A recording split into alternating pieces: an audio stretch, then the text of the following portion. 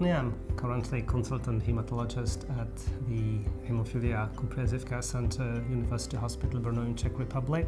Haemophilia as inherited and rare bleeding disorder is something which not many people live with. When you are living with a rare condition like with hemophilia, you have to be confident that everything goes well. The major change during past, let's say, 15 or 20 years has happened. The portfolio of medications we are having currently is broad enough to offer an efficacious and safe alternative for the treatment for everybody, being sure that you will be always treated well with the sufficient, efficacious and safe medication. This is something which gives you confidence for the whole life. Current level of service for people with hemophilia is the major change which has enabled traveling, because in the past times the travel was rather difficult, and perhaps this is one of the reasons why many families still remember this fear of travel, and it shall be our goal to talk to them and to emphasize that it is possible to travel, it is safe to travel, and it is enjoyable to travel. If you do all the necessary arrangements in advance, and this is quite important to do it in advance, you don't have to be afraid. What I suggest to my patients is to well plan the travel before, to know where you want to go, to discuss this with your multidisciplinary team in your hemophilia center, also to be sure that you will have enough medication with you, and also there are plenty of options how to find the nearest hemophilia care center in the place you are traveling to. If you are on the prophylaxis, then they probably suggest you to take with you the medication to cover prophylaxis for all your stay, and at least the cover for one bleed. There might be exceptions if you go to the country where the level of the service is really very high, then it may not be necessary to bring the treatment for the bleed, because they will provide you with. And if you are a EU citizen and you travel within EU countries, you shall be covered for the emergency based on the cross-border directive of European Union.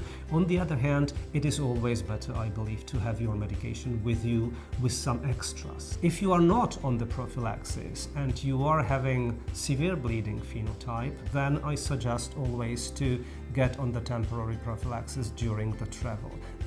We very often suggest to go for the good health insurance depending on the place you travel, and what is very likely to be the standard for many hemophilia centers is that you are provided with the phone number of 24/7 on-call service of your home hemophilia center. So if there is anything, any advice you need, you always have the friend on the phone who will tell you what to do and how to arrange things. Before you go for your holidays, it is important to know what you plan to do there. Somebody will be happy laying on the beach or swimming in the sea. Somebody wants to go for hiking in mountains. And this is quite important regarding the treatment, because for different physical activities you need the different level of protection. The more you know about your disease, the more you know about the way how the treatment works, the more you know about the eventual complications and how to prevent them, the more you know about the importance of the level of the factor in your body or equivalent options, the more you are able to play with it, to react, to plan, and to solve the problem. The natural way of treating hemophilia is to supplement the factor which is missing in your blood. That's the physiological way of the treatment.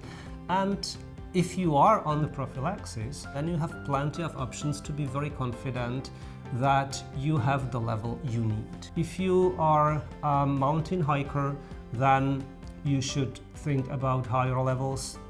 And optimally, for the activities which deserve a good protection, you shall think about having over 15 or rather over 30%, depending on what you do. You can use electronic or application in your smartphone.